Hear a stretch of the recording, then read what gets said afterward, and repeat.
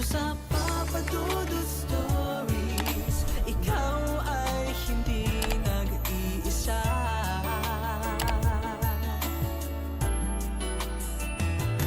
Dito sa Papa Dudut Stories, may nagmamahal sa'yo. Papa Dudut Stories. Papa Dudut Stories. Dear Papa Dudut, sa lahat po ng mga nakatutok ngayon, huwag pong kalimutan mag-like, mag-share at mag-subscribe. Maraming salamat po sa inyong lahat.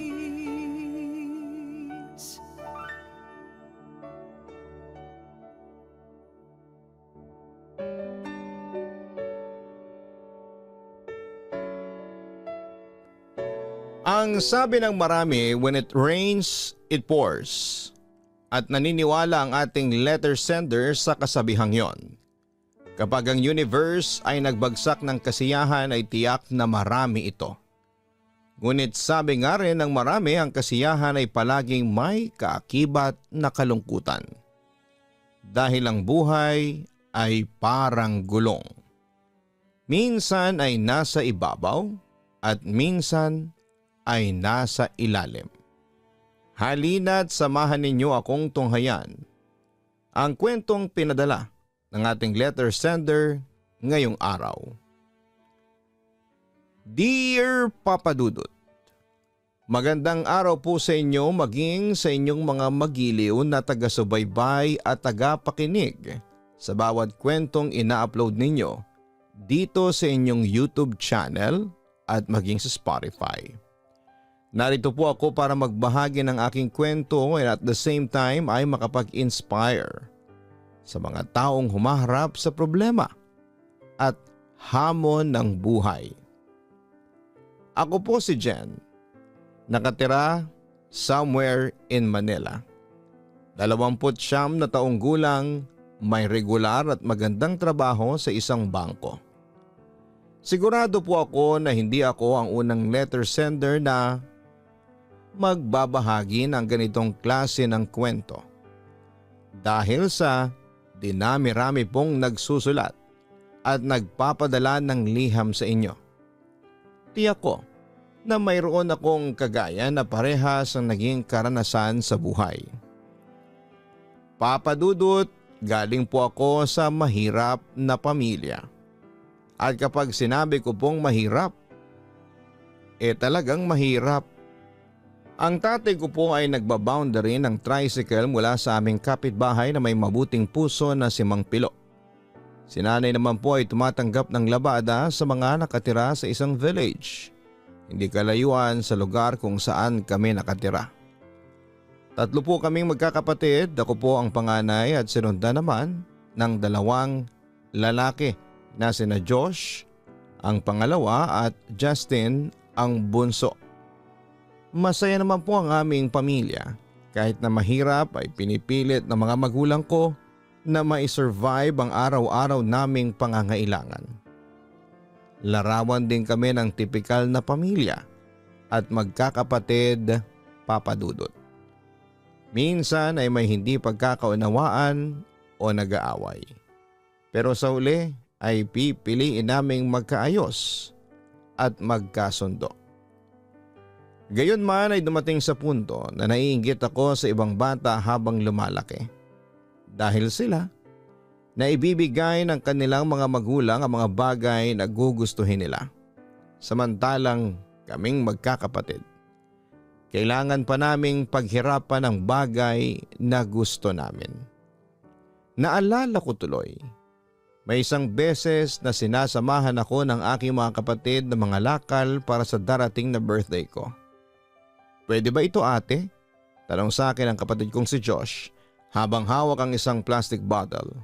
Oo, pwede yan, sagot ko. Pagkatapos ay kinuha ko yon sa kanya at nilagay sa sakong hawak ko. Maghanap pa tayo, utos ko sa pangalawa kong kapatid. Nagugutom na ako ate, wika niya. Nalaman kong totoo yon nang marinig ko ang tiyan niya ang kumukulo. Umuwi muna tayo. Tapos mamayang hapon babalik tayo sa pangangalakal. Sige ate, ano kayang ulam sa bahay? Tanong sa akin ni Justin. Hindi ko alam, maikling sagot ko. Baka nakadilihensya siguro si nanay sa paglalaba. O di kaya baka nakauwi rin si tatay galing sa pamamasada. Sigurado kapag ganun may dala silang ulam, dagdag ko pa. Sana nga ate, wika naman ni Josh. Tirik na ang araw ng mga sandaling yon, Papa Dudut. Hindi namin namamalayang magkakapatid na medyo malayo na pala ang narating namin dahil sa pangangalakal. Nang makauwi ng bahay ay halos lumaylay ang aming dila dahil sa pagod na nararamdaman. Tagaktak ang pawis naming magkakapatid, kaya naman saglit kaming nagpahinga sa balkonahe na yari sa mga pinagtagpi-tagping kawayan na nagsisilbing upuan bago kami tuluyang pumasok sa loob ng bahay. Nay, tawag ko nang makapasok ako sa loob. Nay, nasan po kayo? Tanong ko pa ngunit wala akong natanggap na tugon mula kay nanay. Pumasok ako ng kanilang kwarto na ang tanging pangtakip para maging pribado ay isang manipis at kulay dilaw na kurtina. Nang hawiin ko yon ay wala si nanay sa loob. Sa madaling salita ay walang tao. Ibig sabihin ay hindi pa siya nakakauwi galing sa paglalaba o baka may pinuntahan. Maliit lang ang bahay kaya nang hanapin ko rin si tatay para malaman kung nakauwi na ito galing sa pamamasada ay nalaman kong wala pa rin ito. Nakapagtataka, bakit kaya wala pa silang parehas? Tuwing tanghali naman ay nakakauwi na silang galing sa paglalabat pamamasada. Bulong ko pa sa aking sarili. Matapos noon mula sa labas ay narinig kong tinawag ako ni Justin. Na gaya ni Josh ay nagpapahinga pa rin sa balkon. Kaya dali-dali akong lumabas, Papa Dudut. Ate, hinahanap ka ni Ate Nanette. Tugon ni Justin sa kumare ni Mama.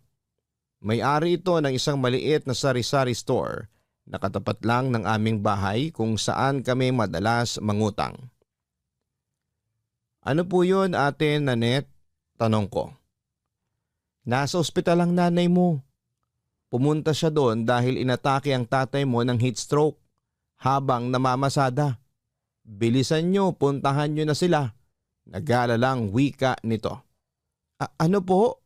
Gulat kong sabi. Agad kaming nagmadaling magkakapatid na makapunta sa ospital kung saan ay dinala si tatay. Naalala ko pa nga na hindi kami kaagad pinapasok ng gwardya dahil sa dungis at paraan ng pananamit namin. Inakala niya siguro na mga batang palaboy kami, kaya hindi ko rin siya masisisi noon. Mabuti na lamang at nakita kami ng isa sa mga kumpare ni tatay na nagdala sa kanya sa ospital. Pinaliwanag niya sa security guard na tatay namin ang isinugod nila sa ospital, kaya naman pinayagan din kaming pumasok nito kalaunan. Ilang araw na walang malay si tatay, Papa Dudut, bago siya tuluyang bawian ng buhay. Mula sa paglabas ng hospital, pagbili ng ataul, hanggang sa pagpapalibing ay tinulungan kami ng ilan sa mga kapitbahay naming kahit papaano ay may pera. Nakahingi rin kami ng tulong sa lokal na pamahalaan. Kaya naman masasabi kong kahit papaano ay hindi sobrang nahirapan si nanay sa pagdating sa mga bagay na yon. Sobrang laki rin ng pasasalamat ko sa mga kapitbahay namin noon na bukas ang palad at palaging handang tumulong. Maging ang kaunti kong ipon, nagagamitin ko sana para sa aking kaarawan ay nilaang ko na lamang para kay tatay. Kung masakit sa aming magkakapatid ang pagkawala ni tatay, naisip kong paano pa kaya kay nanay. Sigurado kong inililihim niya lamang ang sakit na nararamdaman niya upang ipakita sa amin na malakas siya at kaya niya. Ngunit batid ko kung gaano kahirap ang mawala ng katuwang sa buhay. Papa Dudut, nang mawala si tatay ay mas lalo kong naramdaman ang hirap. Nariyang lilipas ang isang buong araw na hindi kami kakain dahil walang tanggap na labada si nanay. Minsan pa, kung suswertehin ay makakakain kami ng tanghali, ngunit yun na ang tanging kain namin sa buong araw at itutulog na lang namin ang malamig na gabi. Maraming beses din na nagpapaubaya si nanay na hindi kumain basta makakain lamang kami. Sobra akong naawa sa pamilya namin noon, Papa Dudut. Pero mas lalong nadurog ang puso ko nang minsang makita ko ang mga kapatid ko na kumakain ng pagkain galing sa basurahan dahil sa labis na gutom. Bata pa ako noon, Papa Dudut, pero ramdam ko ang sakit. Pakiramdam ko noon ay para akong sinaksak ng maraming beses. Ang sakit sa puso, sobrang sakit. Simula noon ay nangako ako sa sarili ko na gagawin ko ang lahat para lamang makapagtapos ng pag-aaral, makahanap ng magandang trabaho at maiahon ang pamilya ko sa labis na kahirapan. Papa Dudut, sinikap kong matapos ang elementarya. Kahit na madalas ay wala akong baon at hindi kumakain tuwing papasok sa eskwelahan. Tinis ko rin ang pangangantsaw at panunukso ng ilan sa mga estudyante sa aming paaralan. Dahil mas matanda ako sa kanila at hindi na angkop ang antas ng pinag-aralan ko sa aking edad. Tumigil po kasi ako ng 3 taon sa elementarya dahil nga sa mga bagay na hindi inaasahang mangyari at pinansyal na problema. Mabuti nga't napasama ako sa feeding program ng eskwelahan. Kaya kahit papaano ay nalalaman ko ang aking sikmura. Minsan kahit nahihiya ay pasimple akong lumalapit at makikipag-usap kay Manang Perla na siyang tagasandok ng pagkain para tanungin kung may natira pa na maaari kong iuwi sa bahay. Nang sa gayon ay may kakainin din ng mga kapatid kong tiyak na kumakalam na ang mga sikmura. Mabuti na lamang, mabait si Manang Perla. Hindi siya madamot at kapag may natitirang pagkain sa feeding program, otomatikong ibabalot niya yon at itatabi para ibigay sa akin.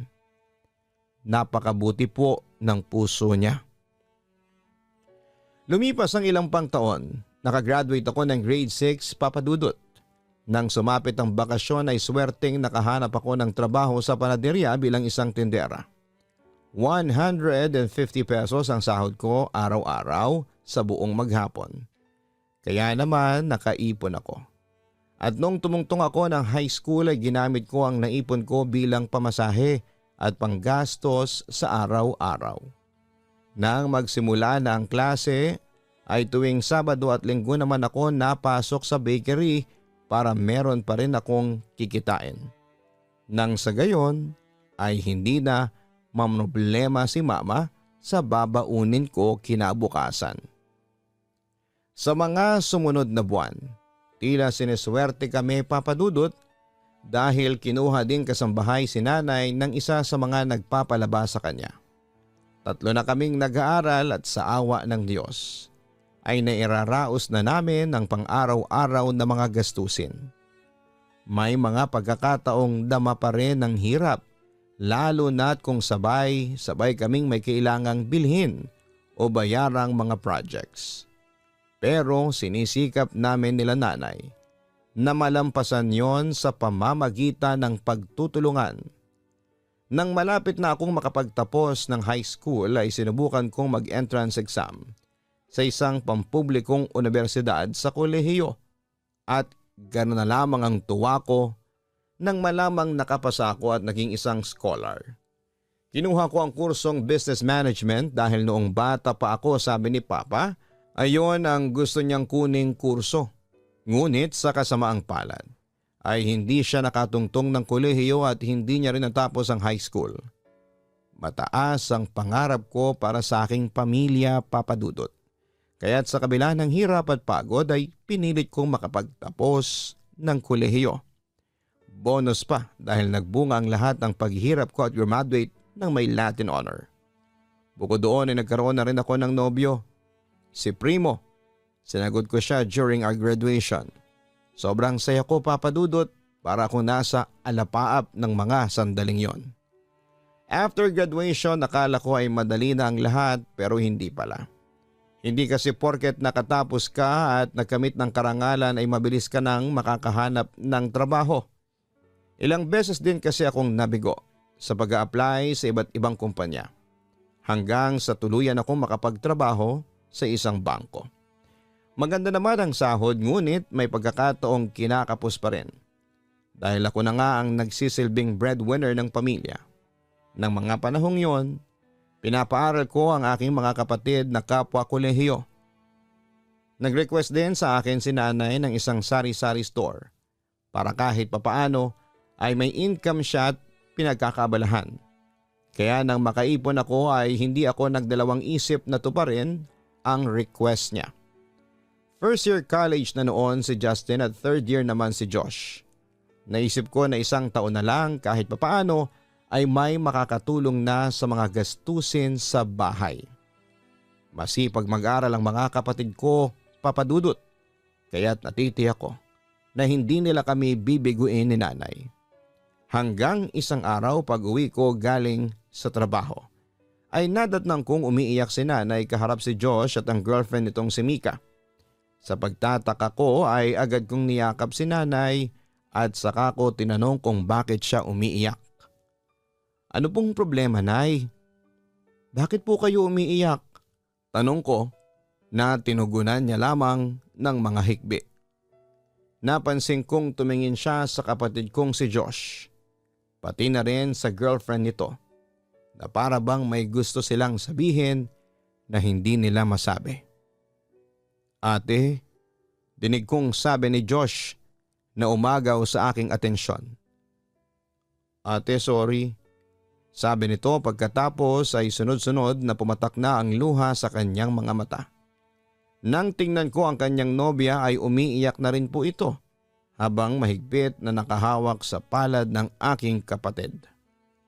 Anong nangyari, Josh? Ano bang problema? Naguguluhan kong tanong.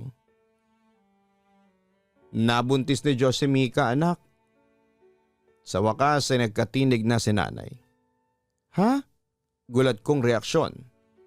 Josh naman, bakit naman hindi ka nag-iisip? Paano na ang pag-aaral ninyo? Kaya mo na bang bumuhay ng pamilya? Ano bang tumatakbo sa isip mo, Josh? Nadidismayang sabi ko.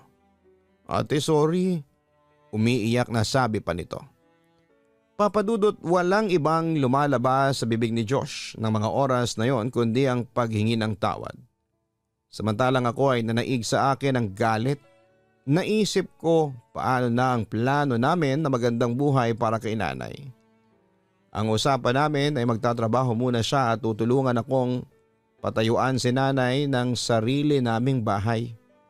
Napag-usapan din namin na tutulong siya sa akin sa pagpapaaral sa isa pa naming kapatid na si Justin.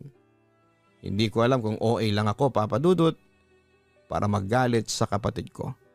Pero wala akong magagawa dahil yun talaga ang nararamdaman ko ng mga sandaling yon. Sa inis ay lumabas ako ng bahay na ang tanging dala lang ay ang aking cellphone. Gabi na ngunit mas gusto kong umalis sa bahay para makapag-isip-isip. Hindi ko alam kung saan ako pupunta ng mga sandaling yon. Ang gusto ko lang ay huwag munang makita ang mukha ng kapatid ko dahil baka mas lalo pa ako makapagsalita ng hindi maganda. Sa labas ay batid kong pinagtitinginan ako ng mga taong nakakasalubong ko dahil patuloy ako sa pag-iyak. Huminto ako saglit sa isang waiting shed at doon ay tuluyang pinakawala ng lahat ng luhang kanina pang gustong lumabas mula sa aking mga mata. Naisipan kong tawagan si Primo para lamang may makausap at mapaglabasan ng sama ng loob. Mabuti na lang at agad niyang sinagot ang tawag ko at saka sinabing pupuntahan niya ako. Halos 30 minuto rin ang lumipas bago siya nakarating at noon din ay niyaya niya ako sa isang convenience store para kausapin. Doon nabanggit ko sa kanya ang mga kasalukuyang problema na kinakaharap ng aming pamilya at pinayuhan niya ako. Papadudot, hindi ako nagkamali sa pagpili kay Primo bilang magiging nobyo. Siya ang nagsilbing pahinga ko sa nakakapagod na problema na ibinabato sa akin ng buhay. Nang gabing yon, nagdesisyon siya na doon muna ako matulog sa kanyang apartment para raw kung sakaling haharap ako kina nanay ay maayos ang isipan ko. Kinabukasan pag-uwi ay kinausap ko si Josh at panay pa rin ang paghingi niya ng sorry sa akin. Sinabi ko naman sa kanya na wala nang magagawa ang sorry niya dahil nandyan na yan. Ang kailangan na lang namin gawin ay pagtulungan ng mga bagay para sa magandang kinabukasan ng kanyang magiging anak. Nangako naman siya sa akin na magsisikap siya at ipagpapatuloy pa rin nila ng kanyang girlfriend na si Mika ang pag-aaral dahil ayaw niya raw biguin si nanay. Noong una ay medyo duda ako na kaya nilang gawin yon, Papadudot, hanggang sa napatunayan niya sa akin lahat ng sinabi niya. Nag-part-time job siya sa isang fast food restaurant habang nag-aaral. Mabuti na lang at mababait din ang mga magulang ng kanyang girlfriend at pinatawad ng mga ito ang aking kapatid sa nagawa nito sa kanilang anak. Nung una, oo, kagaya ko ay nagalit ang mga ito sa kanila, ngunit kalaunan ay lumambot din ang puso nila. Nagdaan ng 9 na buwan at tuluyan ng anak si Mika. Kitang-kita ko kung gaano kasaya si nanay pati na rin ang kapatid kong si Josh. Si Justin man ay tuwang-tuwa rin nang sa wakas ay makita namin ang aming pamangkin na si Baby Ryle. Gusto mo, gawa na rin tayo ng atin eh. Biro pa sa akin ni Primo nang minsang dalawin namin sa ospital si Mika 2 araw matapos nitong manganak. Loko, sabi ko sabay palo sa balikat ng aking nobyo. Mahiya ka nga kay nanay, naririnig ka niya, dagdag ko pa. Bakit anong masama doon? Matagal na tayo, no? Kilalang kilala na rin ako ng nanay mo. Boto rin naman itong mga kapatid mo sa akin eh. O diba? Natatawa pang sabi nito. Natawa naman sa amin sila nanay at mga kapatid ko nang sabihin niyo ni Primo. Papadudot, lumipas ang taon at natupad naman ni Josh ang pangako niya sa amin ni nanay na magtatapos siya sa kanyang pag-aaral. Si Mika ay hindi rin naman tumigil kaya't nakagraduate din siya on time at may bonus pa dahil parehas silang nagkamit ng Latin honor ni Josh. Mabuti na lang at sumakto na bakasyon nila sa eskwelahan ng ipanganak niya si Baby Ryle. Doon ko napatunayan na hindi naging hadlang ang mga pinagdaanan nila para ipakita sa aming desidido sila sa kanilang mga pangarap at bigyan ng magandang buhay ang cute naming pamangkin na si Ryle. Nang mga panahong yon, Papadudot, nagpaplano na rin kami ni Primo na magpakasal. Matagal na rin naman namin yung napag-usapan, ngunit isang pagsubok na naman ang bumago sa takbo ng aming buhay. Na-diagnose kasi si nanay ng breast cancer. At sobra akong nalumo ng dahil po doon. Sabi po sa amin ng doktor ay kailangan namin na maipagamot si nanay dahil kapag pinatagal ito ay baka mas lalo raw lumala. That time ay nasa huling taon ng bunso kong kapatid na si Justin sa kanyang pag-aaral sa kolehiyo. Nang malaman niya ang tungkol sa sakit ni mama, ay nagpresenta siyang tumigil muna sa pag-aaral at mag-focus na lang daw muna kami sa pagpapagamot kay nanay.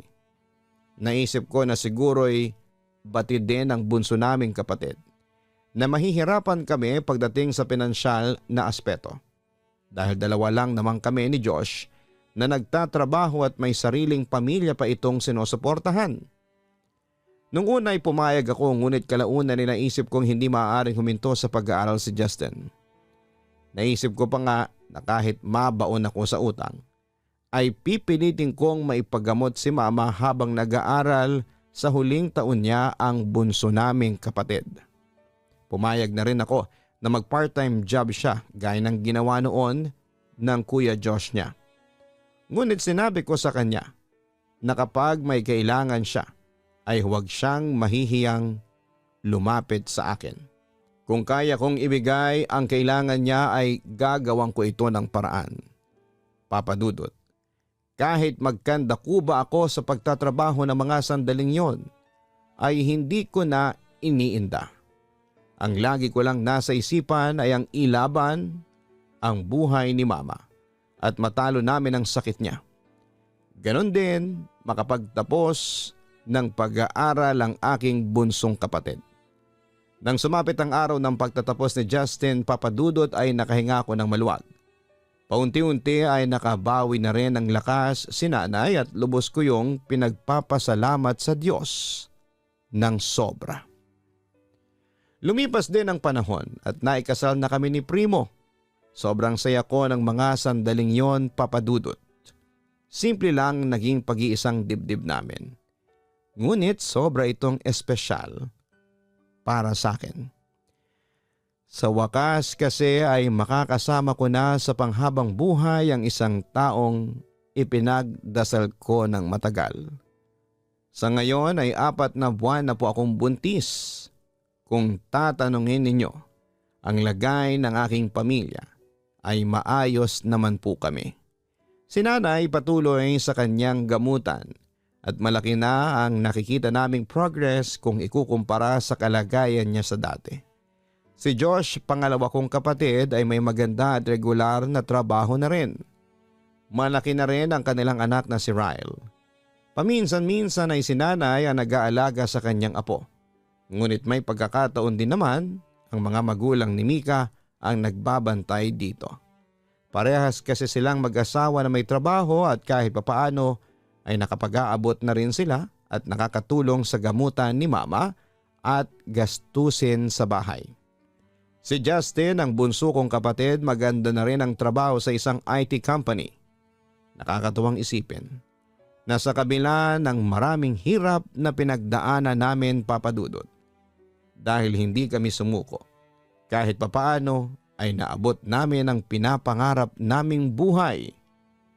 Sayang nga lang dahil hindi na ito naabutan pa ni tatay. Kahit na ganoon kung saan man siya.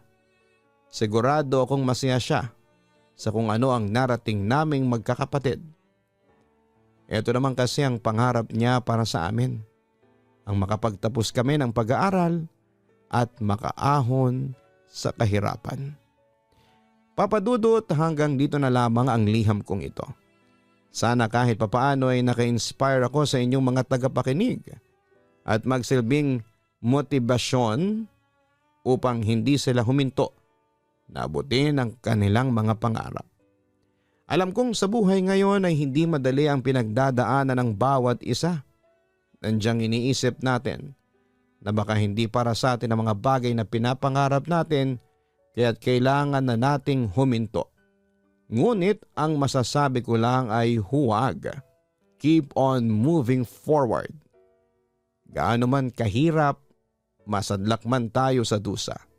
Umiyak man tayo ng sandamakmak na luha, tandaan na nandyan ang Panginoon na laging nakaalalay sa atin sa tuwing tayo ay nahihirapan. Maraming salamat po sa paglalaan na basahin ang liham kong ito, Papa Dudut. Naway pagpalain po kayo ng inyong pamilya ng puong may kapal. Lubos na gumagalang, Jen. Maraming salamat sa pagpapadala ng liham, Jen, at iyakong nagsilbi kang inspirasyon sa ating mga tagapakinig. At sigurado rin ako na mas pagpapalain ka pa ng Panginoon dahil sa kabutihang taglay mo at pagmamahal na lubos na ibinibigay mo sa iyong pamilya. Sana'y maging masagana at masaya din ang pagsasama ninyo ng iyong asawang si Primo at tandaan na lagi ninyong gawing sentro ang Diyos sa inyong relasyon. Hangad ko rin ang tuluyang paggaling ng iyong ina at naway nasa mabuting kalagayan palagi ang inyong pamilya. Ako pong muli si Papa Dudut at salamat sa pagsama ninyo sa akin ngayong araw na puno ng aral, inspirasyon at pagmamahal. Maraming salamat.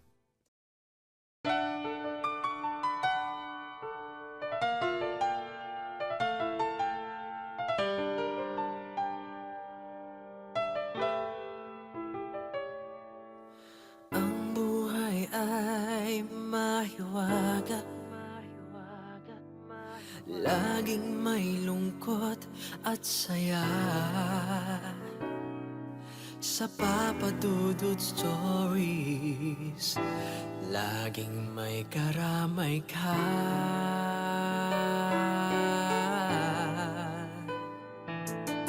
Mga problemang kaibigan, dito ay pakikinggan ka. Sa Papa Dudut Stories, kami ay iyong kasama. Dito sa Papa Dudut Stories, ikaw ay hindi nag-iisa.